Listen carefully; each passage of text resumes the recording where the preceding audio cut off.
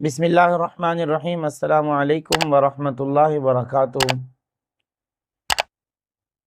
सामीन क्लिप तो आपने देखा, इसने तो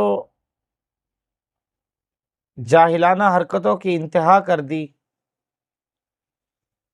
पीर साहब नहीं है तो उनकी गद्दी यानी मसनद मौजूद है, उसको सजदा किया जा रहा है, जबकि सजदा करना बिल्कुल हराम है। तो इनको शर्म भी नहीं आती, गुमराही में इतना आगे बढ़ गए हैं कि पीर की जगह को भी सजदा कर रहे हैं। मेरे मोअज़्ज़िज़ सामीन, यहाँ पर एक बात समझ लें। एक सहाबी रसूल कहीं बाहर गए, हदीस की कुतुब में ये रिवायत मौजूद है। सहाबी रसूल बाहर किसी मुल्क गए, उन्होंने क्या देखा कि लोग अपने सरदार को सजदा कर रहे हैं। जब उन्होंने ये देखा कि लोग अपने सरदार को सजदा कर रहे हैं, तो सहाबी रसूल जब वापस अपने शहर लौटे तो फौरन आकर नबी करीम सल्लल्लाहु ताला अलैहि वसल्लम को सजदा किया। आपने मना फरमाया, आपने फरमाया ये क्या कर रहे हो?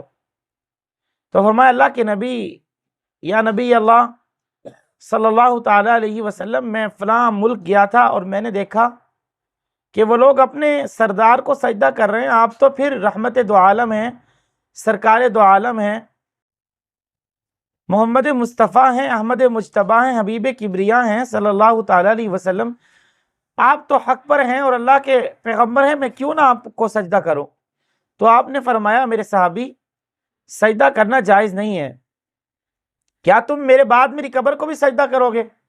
वो सहाबी कहने लगे, अल्लाह के नबी ला। तो आपने फरमाया, जब ये नहीं तो जिंदा को भी सजदा करना दुरुस्त नहीं।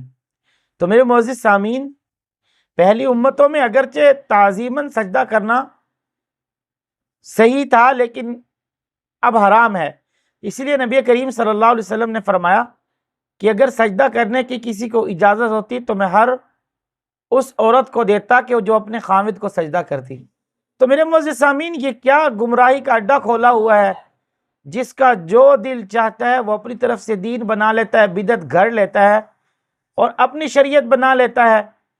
इसमें किसी दरअसल फ़िरक़े का मसला नहीं होता, बल्कि मसला इतना सा होता है कि इन लोगों को दीन से ना आशनाई होती है, वाकफियत होती नहीं है, और अपनी तरफ से जो दिल में आए वो करना शुरू कर देते हैं।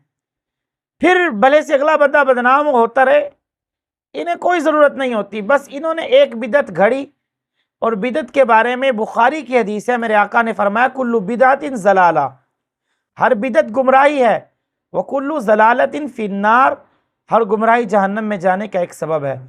तो ये कैसी बिदत घड़ रहे हैं कि ये अपने लिए भी जहन्नम का रास्ता चुन रहे हैं, और जो लोग इनकी इत्तिबा करेंगे माज़अल्लाह वो भी जहन्नम के रास्ते पर चलेंगे। तो मेरे मोअज़्ज़िज़ सामीन, हमें ये देखकर सबक सीखना चाहिए और हमें समझ लेना चाहिए कि ऐसी चीज़ें जिसको हराम करार दिया है ये क्यों कर रहे हैं, और हम इनको कम से कम बुरा समझें दिल में। तो ये हमारे लिए ज़रूरी है। जब हम ये बात करेंगे तो हम गुमराही से भी बच जाएंगे और जहन्नम के रास्ते से भी बच जाएंगे।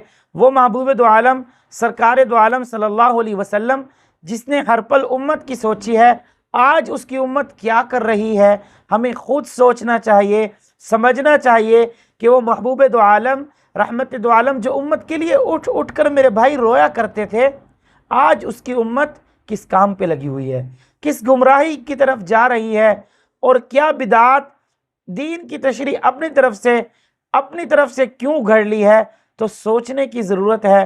میرے معزز سامعین، ان کو تو شرم نہیں آتی کہ گدی کو بھی سجدہ گاہ بنا لیا، اور پیر آج نہیں تو کیا ہوا، ہم اس کی گدی کو بھی سجدہ کر لیں گے۔ تو میرے دوستو یہ غلط ہے، حرام ہے۔ کیوں حرام کا ارتکاب کرتے ہو؟ حالانکہ حرام کام سے بچنا چاہیے۔